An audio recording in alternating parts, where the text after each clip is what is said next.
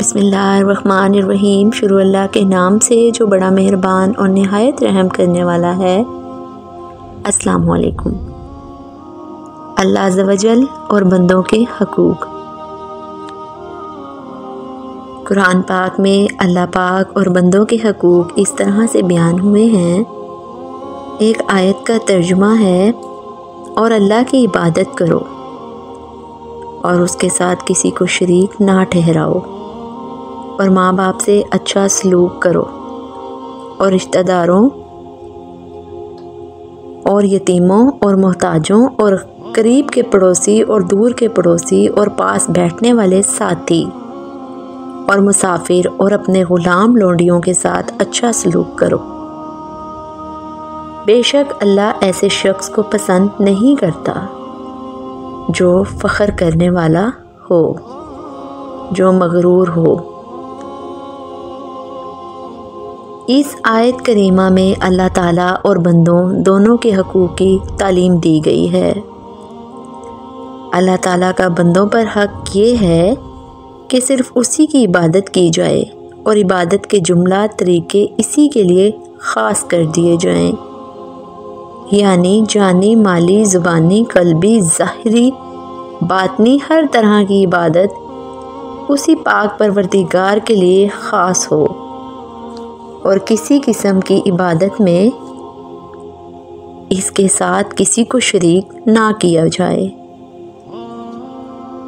और बंदों के हकूक़ में बुनियादी असूल ये हैं: दूसरों को तकलीफ़ से बचाना और सहूलत देना, राहत पहुंचाना है। अपनी ज़ुबान और हाथ से किसी को तकलीफ़ ना पहुंचाएं। बदकलामी और बदगुमानी से बचें। किसी का ऐब ना बयान करें, किसी पर इल्ज़ाम तराशी ना करें। तल्ख़ कलामी से बचें। नरम गुफ्तगू करें, मुस्कुराहटें बिखेरें। जो अपने लिए पसंद करें वही दूसरों के लिए पसंद करें।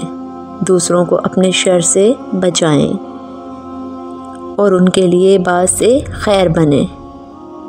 फिर बंदों के हकूक़ में दर्ज झैल तफसील है। मसलन माँ बाप का हक़ सबसे मुक़द्दम है और किसी अजनबी का हक़ सबसे आखिर में है। आयत करीमा में कसीर अफराद का अहाता किया गया है, जिनमें वालिदैन, रिश्तेदार, यतीम, मोहताज, करीब और दूर के पड़ोसी, साथ बैठने वाले मुसाफिर, अजनबी लोग, अपने खादमीन वगैरह सब शामिल हैं। उनके जुदा जुदा हकूक़ ये हैं। नंबर 1, वालिदैन के साथ एहसान करना। उनके साथ एहसान ये है कि वालिदैन का अदब और अतायत करें, नाफरमानी से बचें, हर वक्त उनकी खिदमत के लिए तैयार रहें और उन पर खर्च करने से कमी ना करें। हज़रत अबू हुरैरा रज़ी अल्लाह ताला अन्हु से रवायत है कि सरवर कायनात सल्लल्लाहु अलैहि वसल्लम ने 3 मरतबा फरमाया, उसकी नाक खाक आलूद हो। किसी ने पूछा, या रसूलल्लाह सल्लल्लाहु अलैहि वसल्लम कौन? आप सल्लल्लाहु अलैहि वसल्लम ने इरशाद फरमाया, जिसने माँ बाप दोनों को या उनमें से एक को बुढ़ापे में पाया और जन्नत में दाखिल ना हुआ। नंबर 2, रिश्तेदारों से हुस्ने सलूक करना। उनसे हुस्ने सलूक ये है कि रिश्तेदारों के साथ सिला रहमी करे और कता ताल्लुकी से बचे। रिश्तेदारों के साथ ताल्लुक़ ख़त्म ना करे। हज़रत अनस रज़ी अल्लाह ताला अन्हु से रवायत है, नबी करीम सल्लल्लाहु अलैहि वसल्लम ने इरशाद फरमाया, जिसे ये पसंद हो कि उसके रिस्क में इजाफ़ा हो और उसकी उम्र लंबी हो, तो उसे चाहिए कि अपने रिश्तेदारों के साथ अच्छा सलूक करे। आप सल्लल्लाहु अलैहि वसल्लम ने इरशाद फरमाया, रिश्ता काटने वाला जन्नत में नहीं जाएगा। सिला रहमी का मतलब बयान करते हुए मौलाना अमजद अली फरमाते हैं, सिला रहमी के मायने रिश्ते को जोड़ना है, یعنی رشتہ والوں کے ساتھ نیکی اور سلوک کرنا۔ ساری امت کا اس پر اتفاق ہے کہ صلہ رحمی واجب اور قطع رحم یعنی رشتہ کاٹنا حرام ہے۔ نمبر 3، یتیموں اور محتاجوں سے حسن سلوک کرنا۔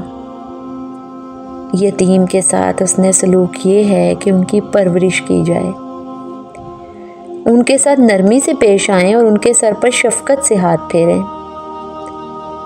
حضرت سہیل بن سعد رضی اللہ تعالیٰ عنہ سے مروی ہے، رسول اکرم صلی اللہ علیہ وسلم نے ارشاد فرمایا،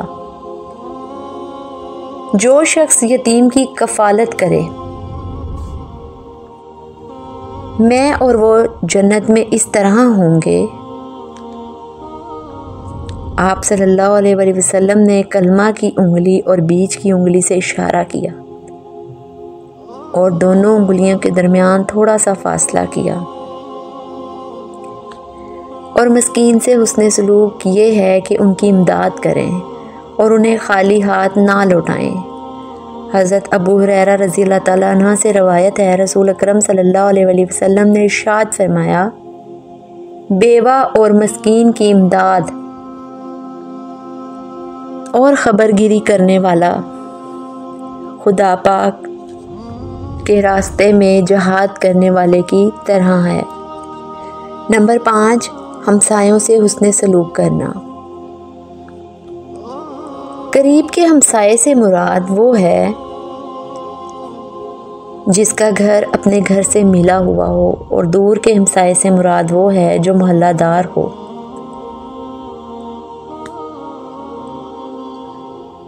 جو محلہ دار تو ہو مگر اس کا گھر اپنے گھر سے ملا ہوا نہ ہو، یا جو پڑوسی بھی ہو اور رشتہ دار بھی، وہ قریب کا ہمسایہ ہے۔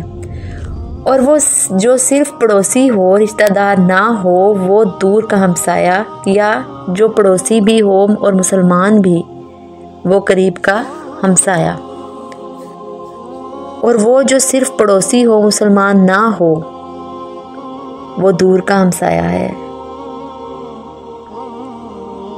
ام المومنین حضرت عائشہ صدیقہ رضی اللہ تعالیٰ عنہ سے روایت ہے، تاجدار رسالت صلی اللہ علیہ وسلم نے ارشاد فرمایا، جبرائیل علیہ السلام مجھے پڑوسی کے متعلق برابر وصیت کرتے رہے، یہاں تک کہ مجھے گمان ہوا کہ پڑوسی کو وارث بنا دیں گے۔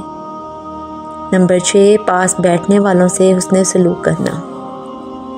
اس سے مراد بیوی ہے یا وہ جو صحبت میں رہے، جیسے رفیق سفر، ساتھ پڑھنے والا، یا مجلس و مسجد میں برابر بیٹھنے والا، حتیٰ کہ لمحہ بھر کے لیے بھی جو پاس بیٹھے اس کے ساتھ بھی حسن سلوک کا حکم ہے۔ نمبر 7، مسافر کے ساتھ حسن سلوک۔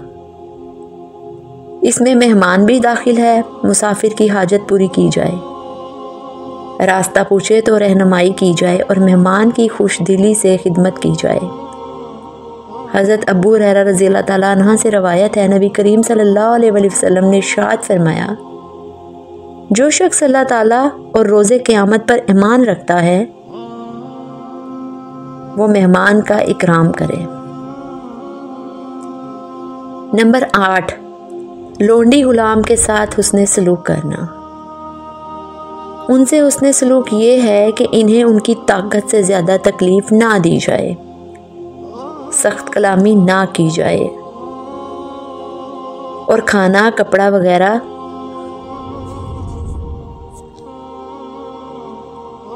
ان کی ضرورت کے مطابق ان کو دیں۔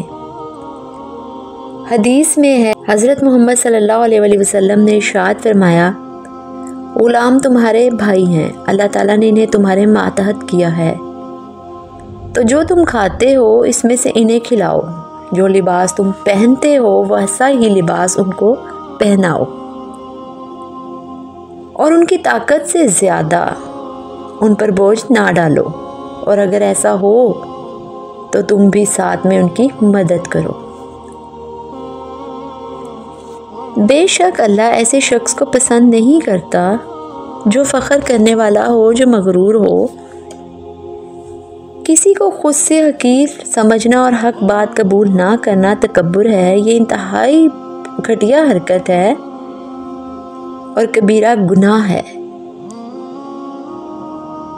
حدیث میں ہے قیامت کے دن متکبرین کو انسانی شکلوں میں چیونٹیوں کی مانند اٹھایا جائے گا، ہر جانب سے ان پر ذلت طاری ہوگی، انہیں جہنم کے بولس نامی قید خانے کی طرف ڈال دیا جائے گا اور بہت بڑی آگ انہیں اپنی لپیٹ میں لے کر ان پر غالب آ انہیں جہنمیوں کی پیپ پلائی جائے گی۔ پیارے دوستو، ان تعلیمات پر غور کریں اور اسلام میں بندوں کے حقوق کو کتنی اہمیت حاصل ہے اس پر غور کریں۔